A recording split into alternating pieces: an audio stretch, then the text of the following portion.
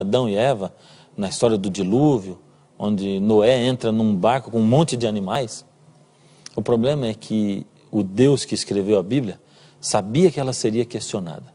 Por isso ele afirmou: toda a Escritura é inspirada por Deus, segundo Timóteo 3,16. Mas como engolir a história de um dilúvio, por exemplo? Bem, que tal parar só um pouco para estudar ciência e história comparadas com a Bíblia?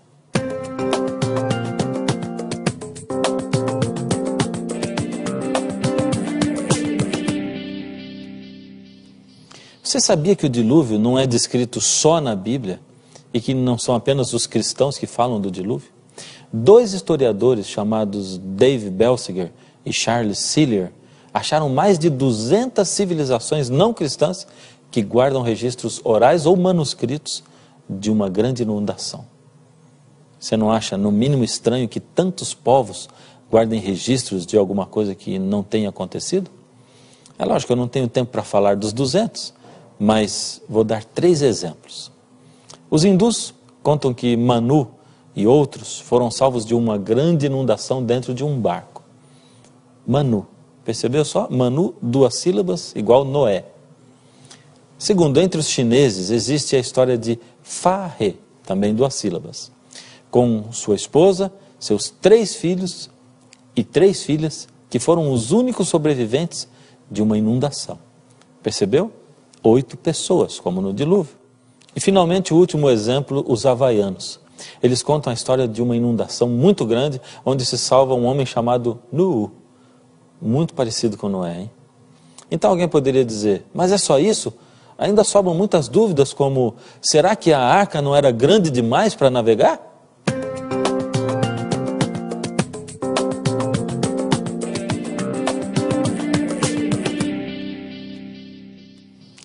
Em Gênesis 6,15 está descrito o tamanho da arca. 150 metros de comprimento, equivalente a 3 piscinas olímpicas, 25 metros de largura e 15 metros de altura, igual a um prédio de 5 andares. Primeira dúvida: com esse tamanho todo, a arca teria condições de navegar? Um estudo foi encomendado a arquitetos da Marinha Americana.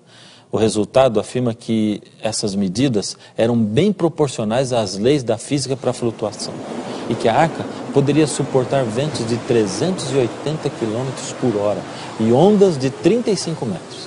O estudo revelou também a capacidade de carga para essas proporções da arca. A sua capacidade era de 500 carretas ou 125 mil ovelhas. Então você poderia perguntar: mas por que a comparação com ovelhas? É que a segunda dúvida é o espaço. Caberiam na arca mesmo todas as espécies de animais que nós temos hoje no mundo? Um recente estudo feito por biólogos pesquisou quantas espécies de animais seriam necessárias para termos todas as espécies existentes hoje. Esses estudos afirmaram que, tirando os peixes, logicamente, seriam necessárias 20 mil espécies de animais para representar todas as que nós temos hoje, contando inclusive com animais já extintos. Veja agora que curioso: no reino animal apenas 11% são maiores que uma ovelha. Como na arca caberiam até 125 mil ovelhas, sobraria bastante espaço. Isso sem precisar contar com o fato de que todos os animais poderiam, por exemplo, ser filhotes. Tudo isso é fantástico. Mas e se nós deixássemos a própria terra falar o que de fato aconteceu com ela no dilúvio?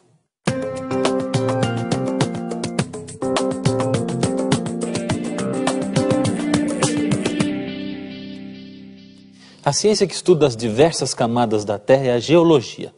Assim, a geologia é capaz de nos dar evidências a favor do evolucionismo ou do criacionismo.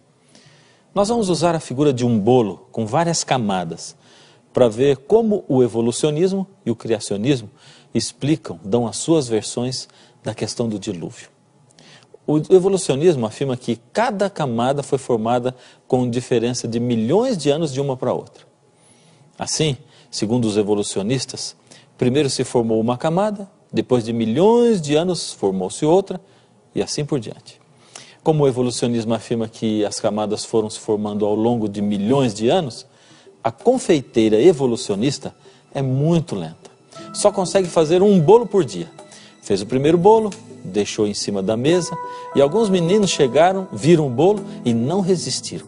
Comeram pedaços do bolo.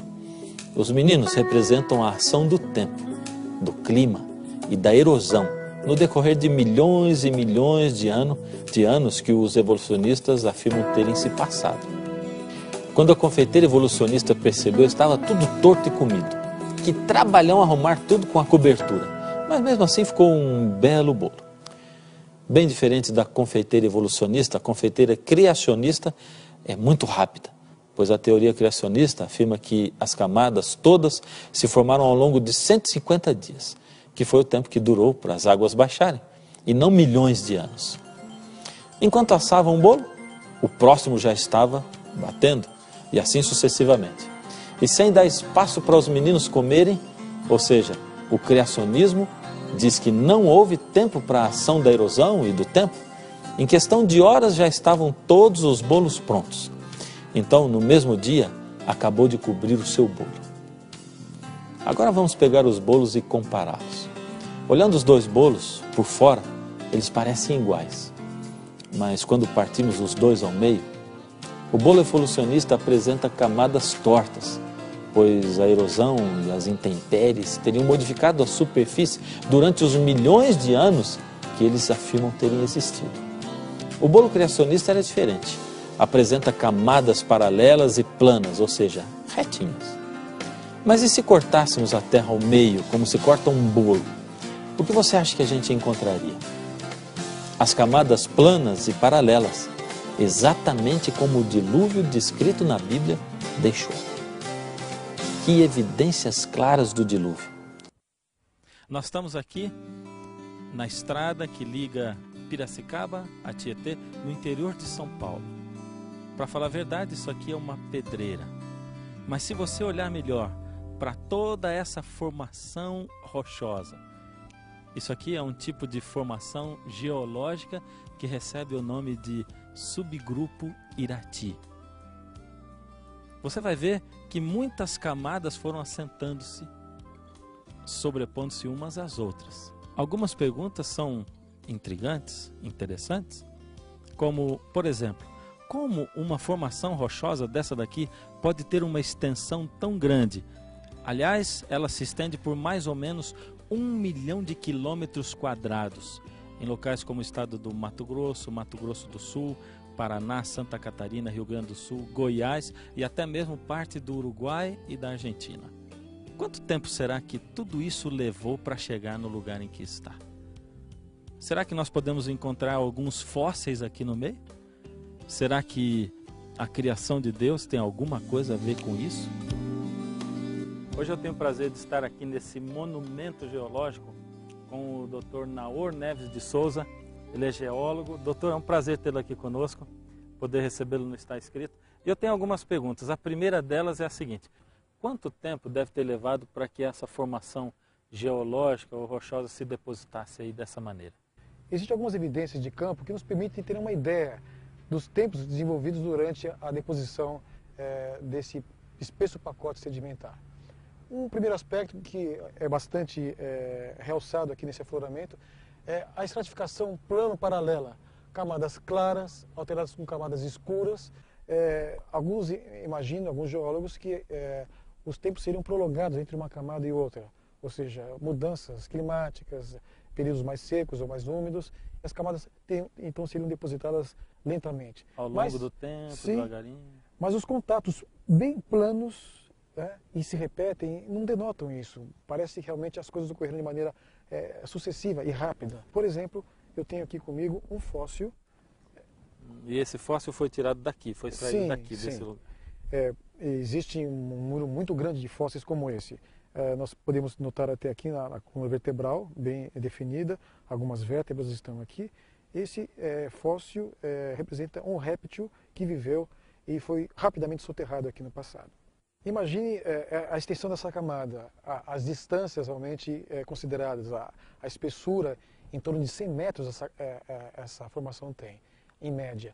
E a extensão de 1 milhão de quilômetros quadrados, repleta de fósseis. Né?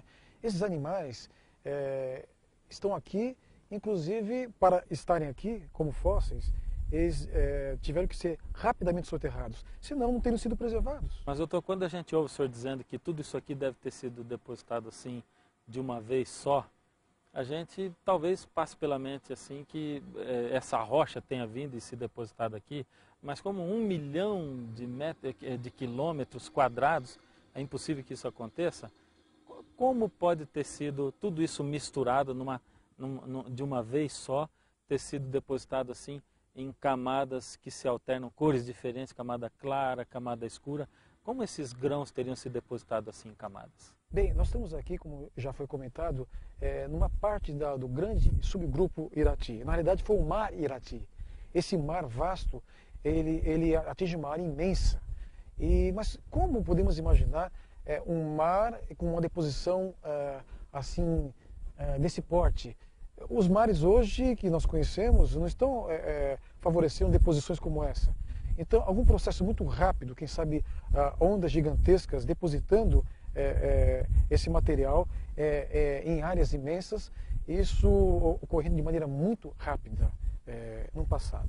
Quer dizer que, embora a teoria hoje mostre que foram milhões de anos, nós estamos vendo aqui com os nossos próprios olhos que não, foi instantaneamente que isso aqui deve ter acontecido. Na realidade, quem sabe algumas camadas um pouco mais espessas pode ter ocorrido uma superposição, mas a maneira como elas estão alternadas, mesmo as camadas de maior porte, elas têm características semelhantes às laminações bastante delgadas que nós estamos vendo aqui. Eu creio que existe uma outra fonte de informação. Isso aqui só pode ser produto de uma catástrofe, algo rápido que não está acontecendo nos nossos dias. Mas não é catástrofe pontual, ela é muito abrangente. Será que nós poderíamos então nos reportar ao dilúvio universal segundo é descrito na Bíblia? Eu não vejo nenhum problema em associarmos esse afloramento e outros congêneres. Nós vamos devido ao tamanho, inclusive a extensão, 1 milhão de quilômetros quadrados. Sim, e vamos notar que camadas semelhantes a essa ocorrem em toda a superfície da Terra, mostrando que de alguma forma o fenômeno que atuou aqui atuou também em outras partes da Terra.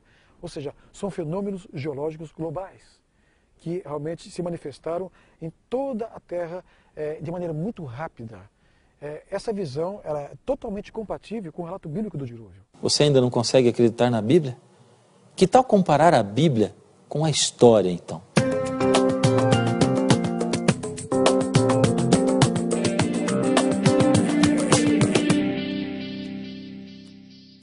A Bíblia começou a ser escrita 1500 anos antes de Cristo.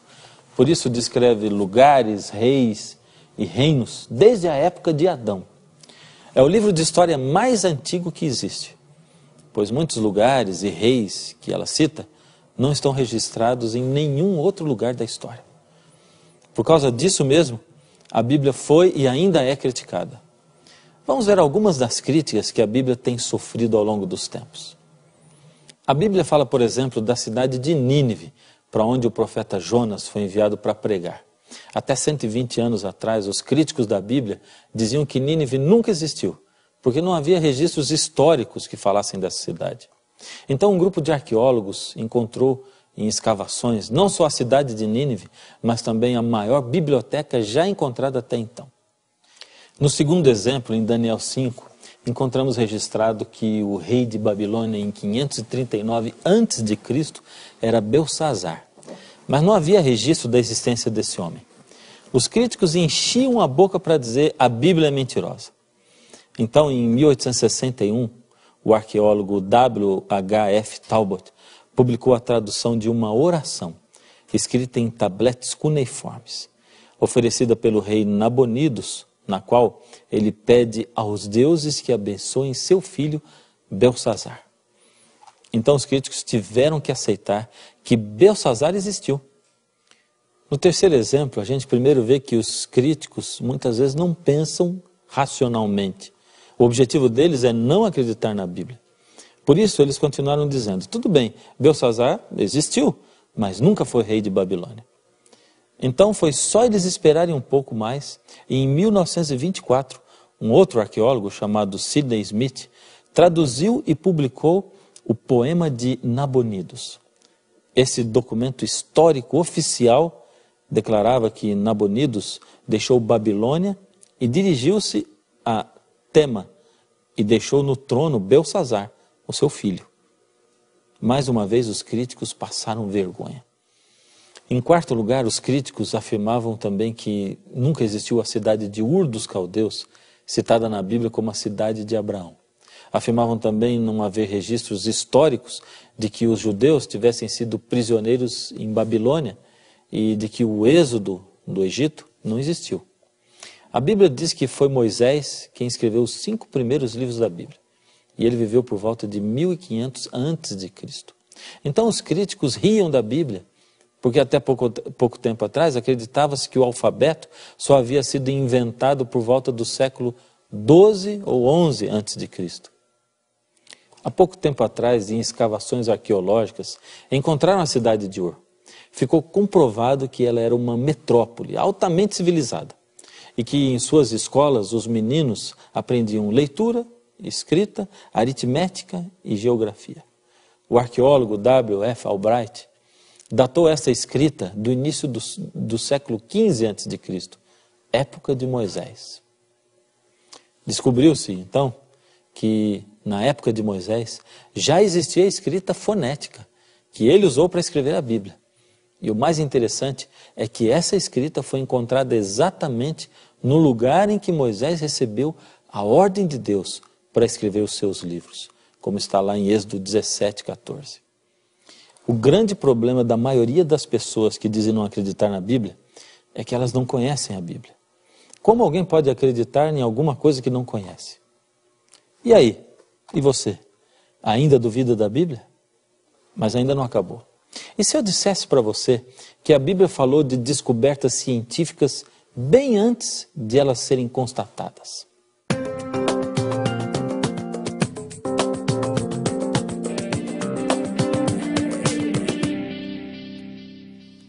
Você já ouviu falar em antecipações científicas da Bíblia?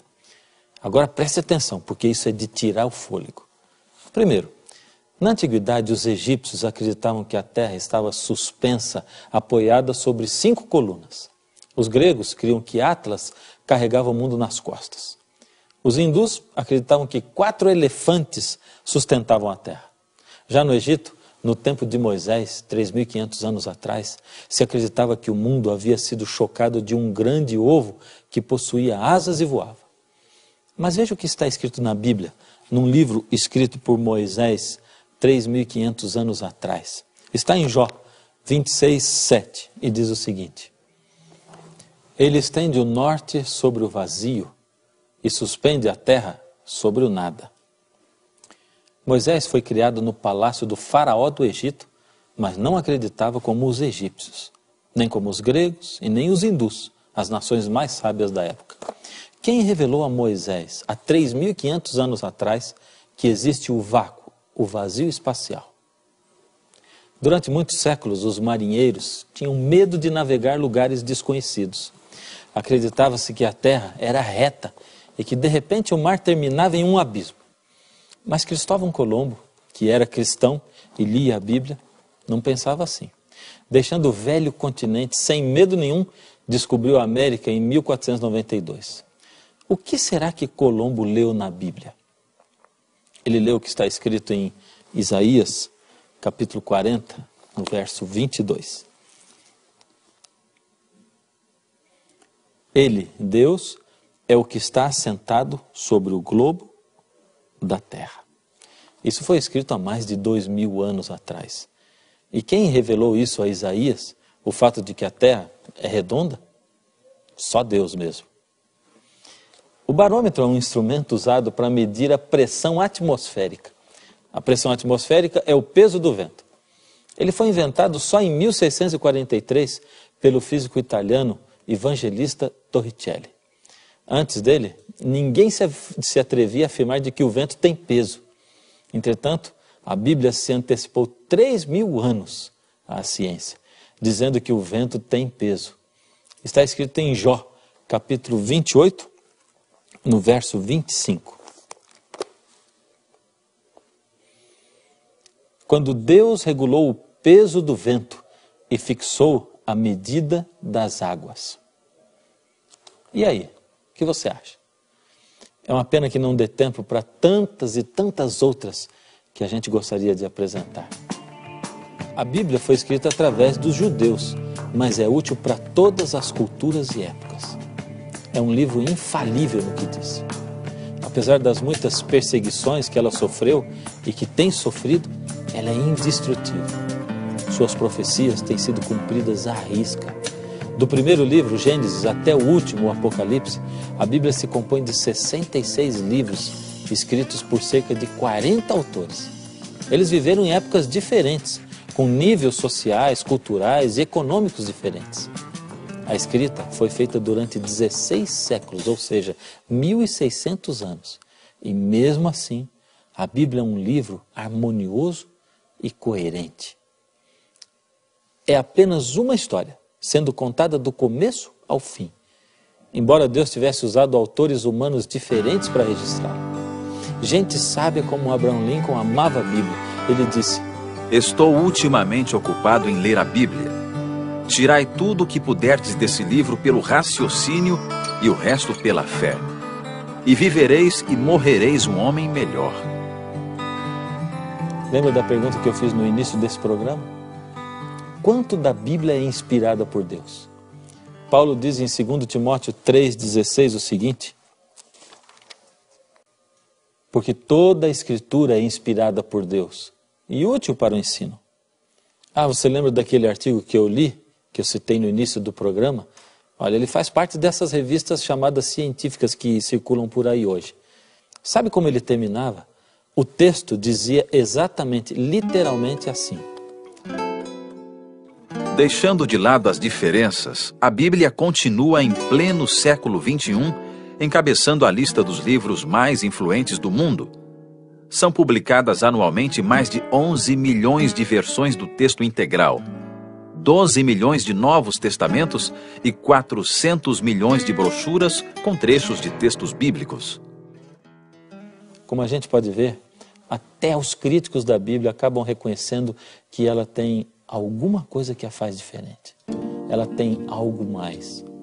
Ela tem transformado vidas. Ela é a palavra de Deus. A maioria das pessoas não busca conhecer a Deus porque, na verdade, tem medo de encontrá-lo. E você? O que aconteceria se você encontrasse Deus? Você tem medo do que você teria que fazer, do que teria que deixar? Fica aí pensando qual seria o próximo passo? Você é daqueles que prefere imaginar Deus como uma força vital, sem forma, que se intensifica dentro de nós? Um poder imenso que podemos deixar simplesmente fluir? Prefere acreditar nessa mentira do que descobrir que Deus é um Deus vivo, pessoal? Eu quero fazer para você um desafio hoje.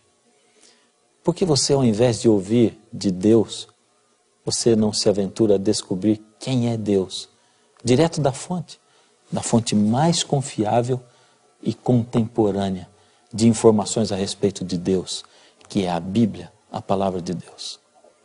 Vai ser uma aventura incrível, inacreditável. A mais incrível e duradoura de toda a sua vida. Será uma aventura eterna. Você não quer orar comigo nesse instante? Pedindo a Deus forças, inspiração, para que você, estudando a Bíblia, a sua palavra, possa entendê-la e aplicá-la na sua vida, de tal maneira que você seja realmente feliz, completo, inteiro? Então abaixe a sua cabeça. Deus amado, ao vermos que a sua palavra está aqui na Bíblia, ao ver como ela foi perseguida, como tem sido perseguida, nós queremos, Senhor, acreditar nela, tirar dela a fonte de sabedoria, como quem busca o manual do construtor. Se o Senhor foi aquele quem nos fabricou e deixou esse manual, ajuda-nos, Senhor, a termos certeza de que ela foi feita para nós e ajuda-nos a encontrarmos nela as respostas para todas as nossas ansiedades e realizações. Fica com seu filho, com a sua filha, aí onde eles estão, em nome de Jesus. Amém. E tem muito mais. Por isso que nós vamos ficar esperando por você. Nós queremos um encontro. Temos um encontro marcado aqui, sempre. E até lá, não se esqueça. Está escrito: nem só de pão viverá o homem, mas de toda palavra que sai da boca de Deus.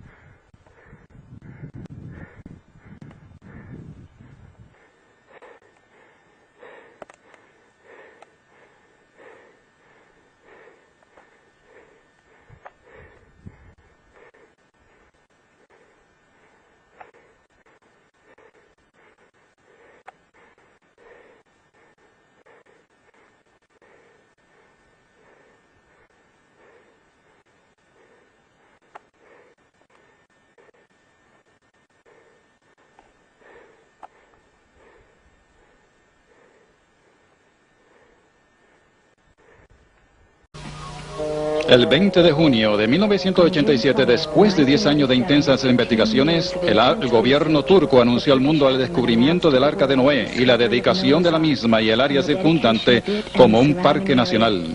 En el año 1977, Ron Wyatt hizo su primer viaje a estas áreas. Fue durante este primer viaje que Ron encontró numerosas gigantescas piedras de anclaje, todas aproximadamente del mismo tamaño como la que vemos aquí.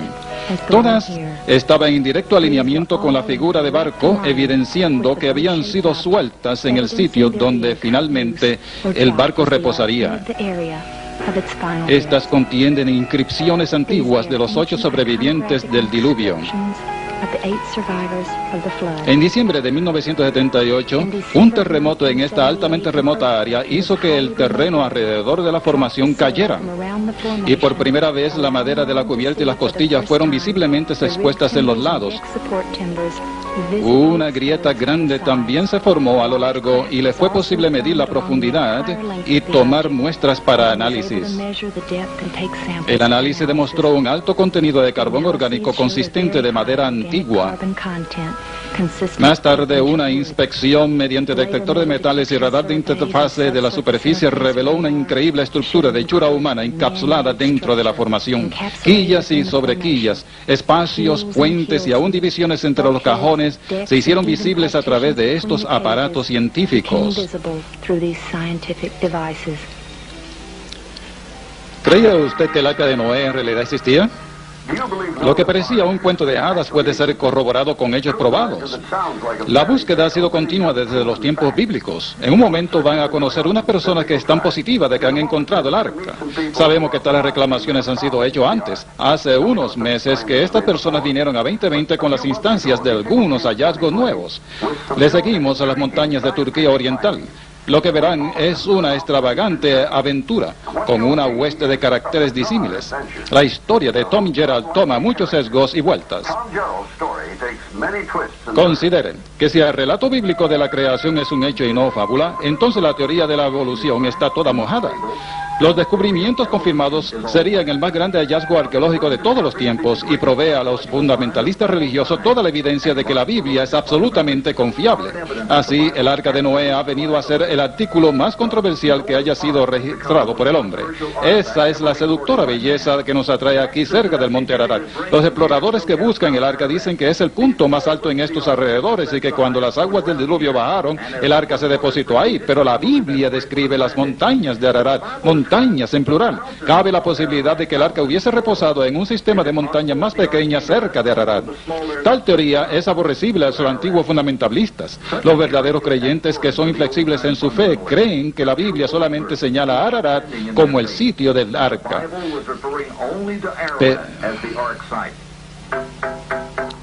Pero ahora hay dos fundamentalistas que están contradiciendo dicho reclamo. Ellos son los nuevos creyentes. Ron Wyatt y David Fessel creen que han encontrado el arca en una ladera de lo que la gente local llama montañas del día del juicio final, algunas 15 millas al sur de Ararat. Los buscadores del arca todavía hacen su expedición a pie, profundo en los valles circundantes. Aquí, siguiendo a un aldeano local y con un mapa en la palma de la mano, Wyatt y Fessel hacen lo que ellos consideran unos importantes y excitantes descubrimientos.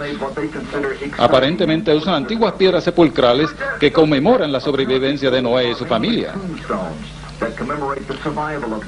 Cuando los cristianos primitivos encontraron estas cosas, esculpieron las 8 cruces en honor a los 8 sobrevivientes. El valle entero se conoce como la región de los 8. El significado de la colocación de las cruces en las piedras es una representación de la cabeza de la familia, su esposa, sus 3 hijos y sus 3 nueras. Y como se puede ver, las cruces a la izquierda son la familia adquirida y las que están a la derecha son la familia fundamental. Confirman la historia de Noé. Para Wyatt y Fasold, estas piedras están en directo alineamiento con la forma de barco que aparece en las montañas del día del juicio final. El lugar con la forma de barco fue inicialmente encontrado mediante fotografía tomada por un capitán del ejército turco en el año 59. Fue prontamente explorado, pero fue abandonado como un fenómeno de la naturaleza. Pero Wyatt, un arqueólogo aficionado, se interesó hace unos cuantos años. Él trajo a David Fasold, experto en salvamento marino, para estudiarla. La cuadrilla de la montaña del juicio final trajo equipo de alta tecnología para explorar la más vieja leyenda sobre el hombre.